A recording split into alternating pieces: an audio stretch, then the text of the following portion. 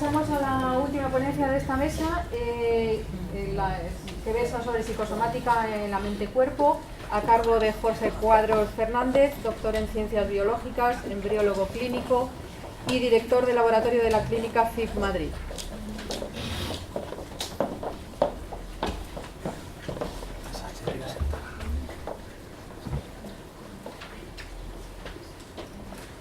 Buenos días. No seré yo el que discuta con Eric Kandel.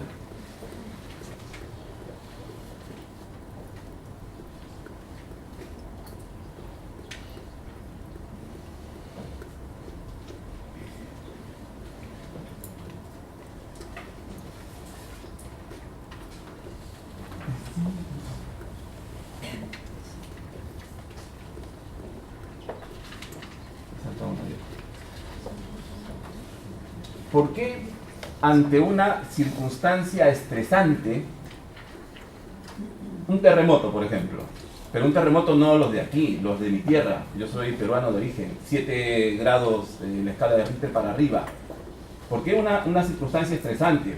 Una final de la Champions League, por ejemplo, somos varones, los símiles, ¿no?, del fútbol han salido varias veces ya, una final de la Champions League. ¿Por qué una circunstancia estresante en la vida?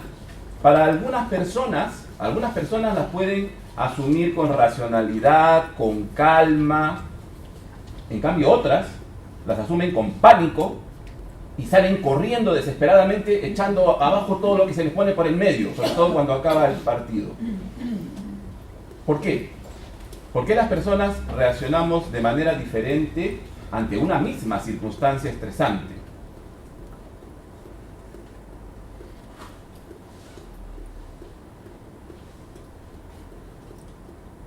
En el año 2010, el equipo de Eric Nestler en Nueva York publicó este trabajo. A mí me llamó mucho la atención en su momento, por el interés que tengo en los aspectos psicobiológicos de la hipnosis. Y en este trabajo, curiosamente, seleccionaron un grupo de ratones resistentes al estrés. La imagen no es del artículo, pero no había ratoncitos en el artículo y por eso cogí esta. Ratones naturalmente resistentes al estrés. Dentro de un grupo de ratones los seleccionan mediante técnicas de rechazo y conductas de evitación. En fin, seleccionan 2 poblaciones de ratones: resistentes al estrés y susceptibles al estrés. Y encontraron que los ratones resistentes al estrés expresaban en mayor cantidad el factor de transcripción delta FOSB. Da igual el nombre, el factor de transcripción son aquellos factores que regulan la expresión de otros genes. En este caso encontraban los ratones resistentes al estrés expresaban en mayor cantidad este factor de transcripción. Los genes diana de este factor de transcripción, entre otros, bueno, esto era particularmente en el nucleus accumbens, que eso también es interesante porque es la zona de la recompensa, el placer, el miedo, ¿verdad? Justamente en esta zona era donde se expresaba en mayor cantidad delta FOSB. Y uno de los genes diana era el SC1. La proteína SC1 es una molécula antiadhesión de la matriz extracelular. ¿Eso qué significa? Que en estos ratones resistentes al estrés que expresaban en mayor cantidad delta FOSB, tenían mayor cantidad de SC1, por lo tanto, la matriz extracelular en los cerebros, en el núcleus accumbens específicamente de estos ratones, permitía una mayor fluidez, mayor crecimiento de conexiones nerviosas, plasticidad neuronal. Interesante, ¿verdad? En este caso, o sea, si ya es interesante esto que os estoy contando de los ratoncitos, es que este grupo que continúa trabajando con estos temas, se les ocurrió una idea para mí genial. Recurrieron a una colección de cortes de cerebro humanos, la Dallas Brain Collection.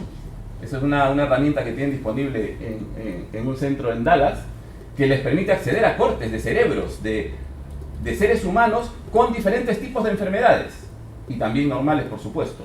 Y entonces encontraron que los cerebros de individuos con depresión, que habían muerto, que tenían, pues eso, que habían sido diagnosticados de depresión, expresaban menos delta FOSB y menos SC1, menos que los cerebros de individuos normales.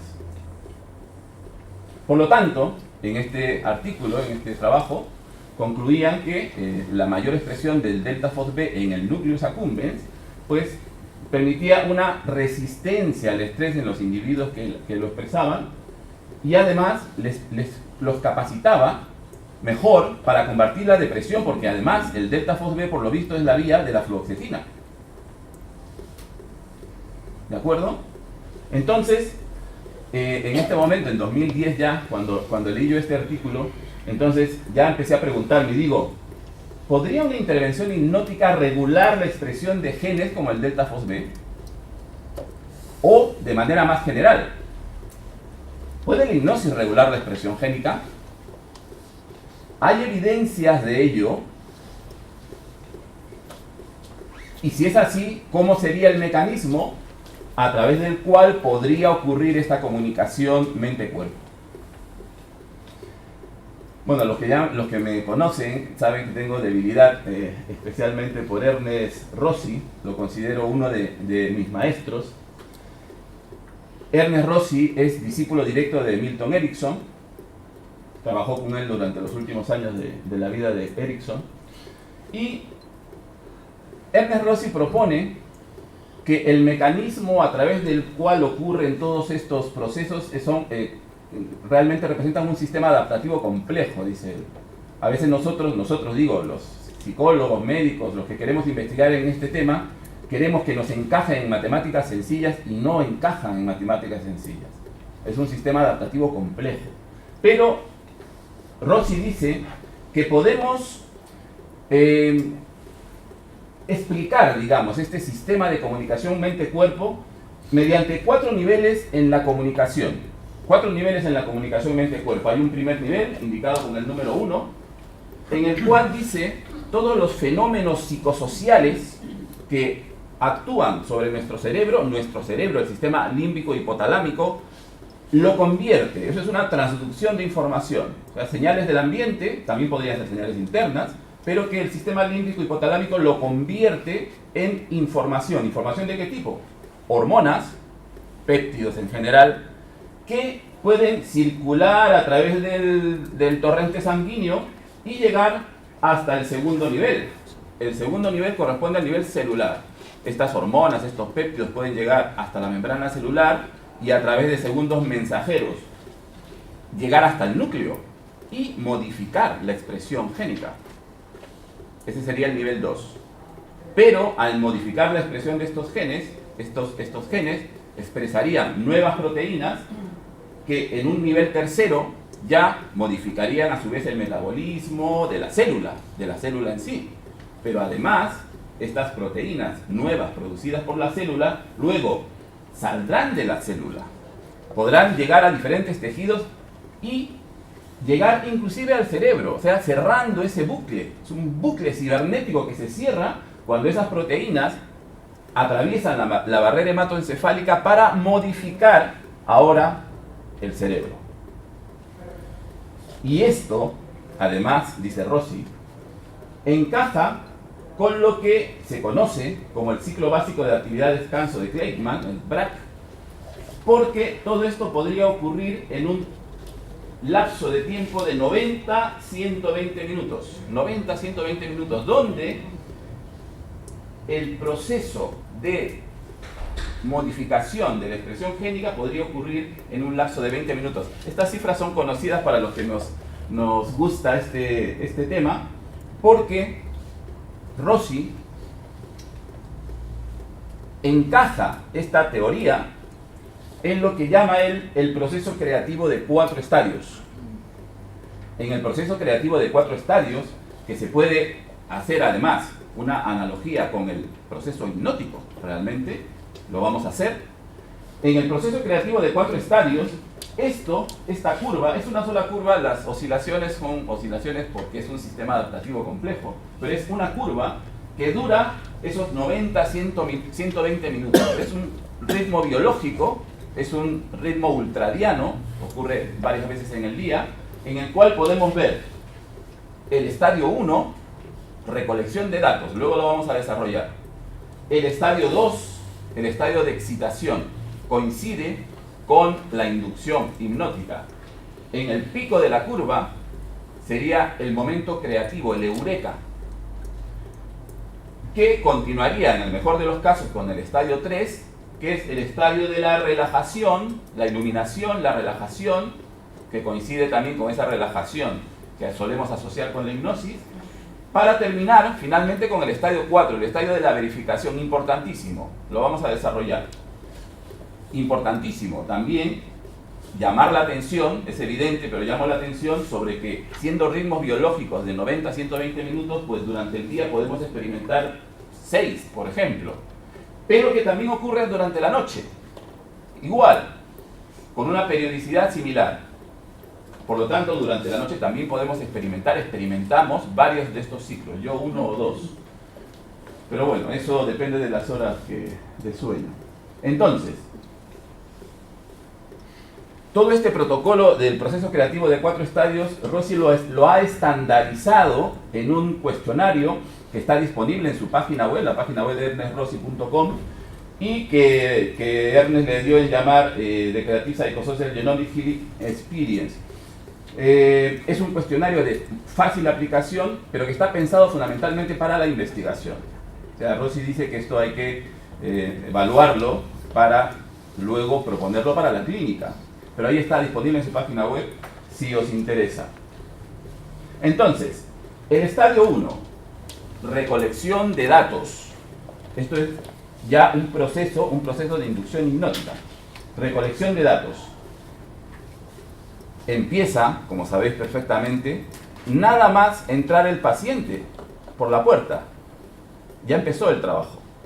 El paciente no lo sabe, pero el trabajo ya ha comenzado. El terapeuta le pregunta al paciente, dice, bueno, ¿qué pasa? ¿Cuál es el problema que le trae? Entonces el paciente empieza a hablar con el terapeuta, empieza a explicarle qué es lo que le preocupa, qué es lo que le molesta. No sé qué me pasa, no soy capaz de decidirme. Estáis acostumbrados, ¿verdad?, a escuchar esas cosas. No sé qué hacer. Me siento mal y no sé por qué. ¿Verdad? En este caso específico, como es un protocolo naturalista, ericksoniano, Ernest sobre todo no hace una inducción formal. No hace falta utilizar una inducción formal de hipnosis. Él no suele usarla, pero se puede usar, yo la utilizo. Pero no hace falta. La idea es que en determinado momento, mientras estamos hablando con el paciente, el ojo experto se da cuenta de que en determinado momento el paciente cambia su actitud. Cambia su actitud significa que se hace receptivo a las cosas que les estamos contando, porque probablemente, ojalá, haya entrado en esos 20 minutos que dentro del ritmo ultradiano se denomina la pausa curativa ultradiana. Unos 20 minutos en el que el paciente, la persona, es más receptiva a las cosas que les estamos contando. Entonces, si observamos que el paciente empieza como a bostezar o que empieza ahí, esas cosas que solemos ver en las personas cuando están entrando en un trance y que no hemos hecho ninguna inducción formal, pero vemos que el paciente está entrando en un trance, es el momento de entrar a saco, estadio 2. Si no ocurriera, si no lo viéramos, podemos hacerlo también, va a funcionar igual. Estadio 2, incubación. Este es el trabajo duro, esto es lo difícil. Se plantea el problema, el paciente ha expuesto sus preocupaciones, se plantea el problema, se induce el trance. En este momento el paciente debe haber entrado, ¿he dicho trance? Sí. El paciente debe haber entrado en hipnosis, ya. Debe haber entrado en hipnosis, el paciente ya está en hipnosis. Puede pasarlo mal, puede llorar, experimentar diversos malestares, sufre. Y el trabajo fundamental del terapeuta, en este caso, es apoyar el trabajo, apoyar al paciente. O sea, en ningún caso, si el paciente lo está pasando mal o está llorando, es sacarlo de la hipnosis, no. Al contrario, lo está pasando mal porque está trabajando con ello. Está resolviendo, intentando resolver su problema. Entonces hay que apoyarlo. Hay que tener valor. Estos son lo que Rossi llama heurísticos de procesamiento implícito. Sugestiones. Pero Rossi dice, no, sugestiones no, heurísticos de procesamiento implícito. ¿Por qué? Porque en una sugestión uno le da al paciente la sugestión y espera que el paciente responda a la sugestión. Haga algo y el paciente lo hace. Eso es una sugestión. En este caso no.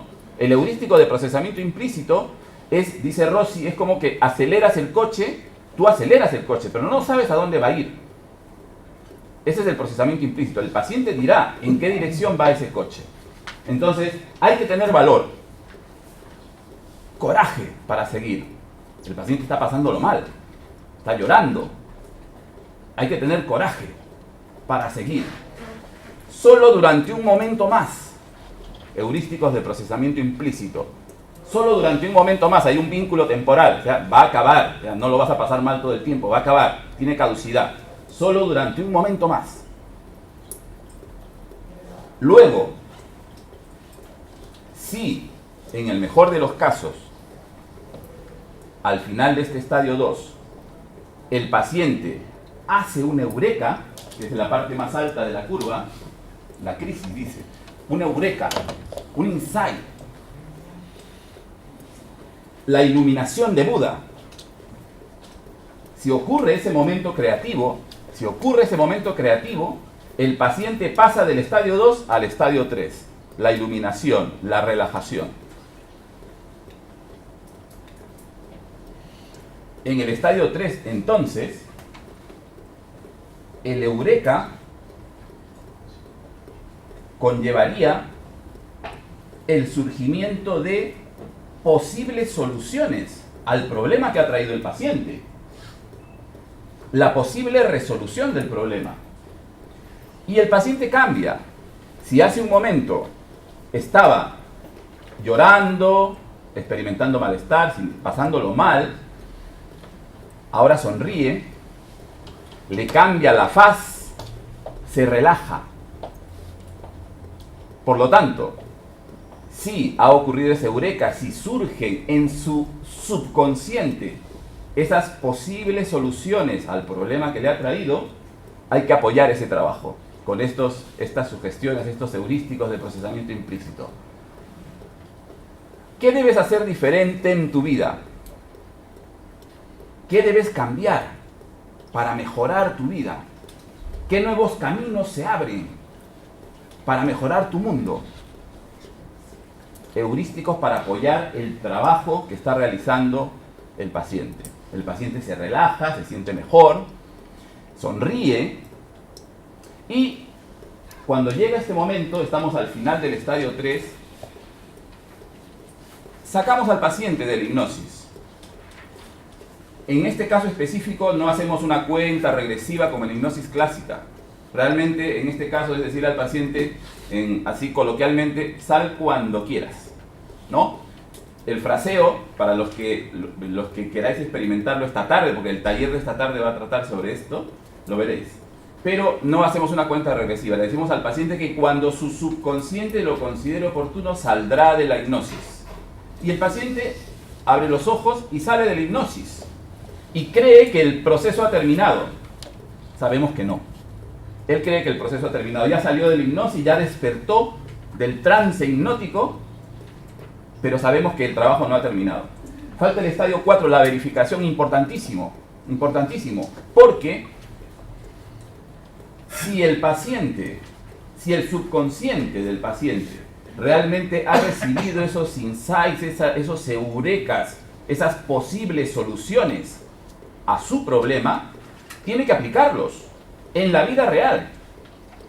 Porque si no aplica esa posible solución que le ha surgido, significa que no resuelve el problema. Y por lo tanto, de estar en el estadio 3, regresa al estadio 2.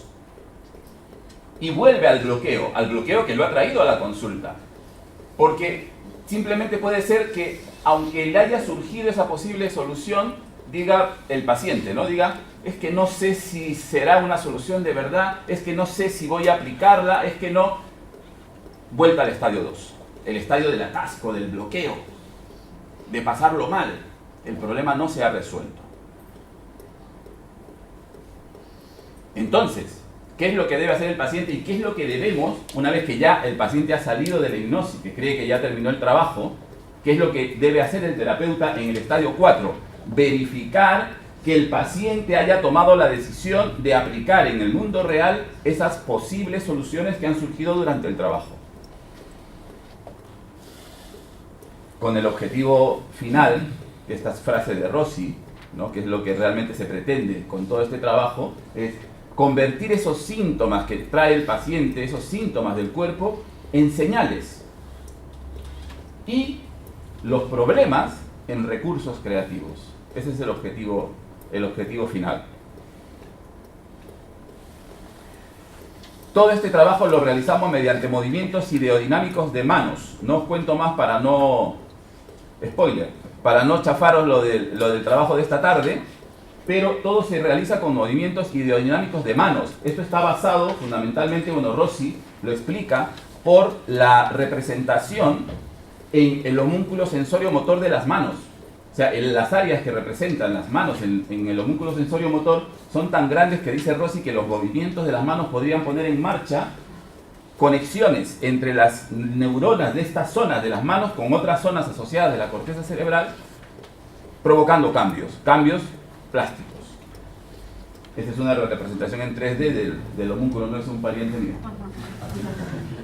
Y bueno, todo esto, Ernest Rossi, yo soy coautor de este trabajo que publicamos en 2010, lo aplicó en un estudio piloto con 3 voluntarios sanos, 3 estudiantes sanos, donde demostramos que después de una intervención de este tipo, una hora después de una intervención de este tipo, había 15 genes que se expresaban de forma diferente.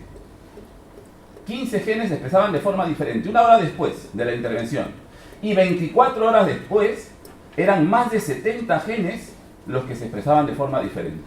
Ahora, ¿eso qué significa? O sea, ¿qué significa? ¿70 genes de qué? Pues 70 genes relacionados con plasticidad neuronal, con crecimiento y maduración de células madre y con reducción del estrés oxidativo e inflamación. Todo muy bueno para la salud. Estos son todos los genes relacionados con la plasticidad neuronal, maduración de células madre, reducción del estrés oxidativo. Es un estudio piloto, son 3 voluntarios sanos. Sé que Rossi tiene más de 20 ya, pero no sé cuándo se publicará la actualización de este trabajo. Entonces, a modo de conclusiones, podemos decir que el organismo humano funciona como un sistema adaptativo complejo con sus propios mecanismos de autorregulación y mantenimiento de la homeostasis. Muy evidente. Al igual que los factores sociales, esta es frase de Rossi, la psicoterapia puede realizar modificaciones epigenéticas, promoviendo la plasticidad neuronal y la maduración de células madre. Y una intervención hipnótica, al menos del tipo de la experiencia curativa de la genómica psicosocial creativa, puede regular la expresión génica de una forma positiva para el mantenimiento de la salud e inclusive para la curación de enfermedades.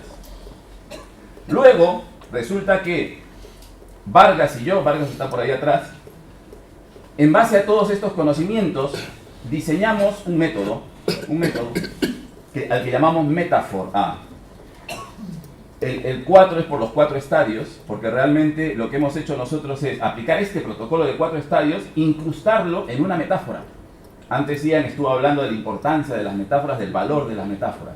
Lo que nosotros hemos hecho es incrustar todo este trabajo en un cuento, en una historia. Que podemos además, estamos hablando de Metáfora, es lo que hemos registrado, pero ya tenemos un B, un C, y esta tarde vamos a estrenar el D, el Metafor Duo.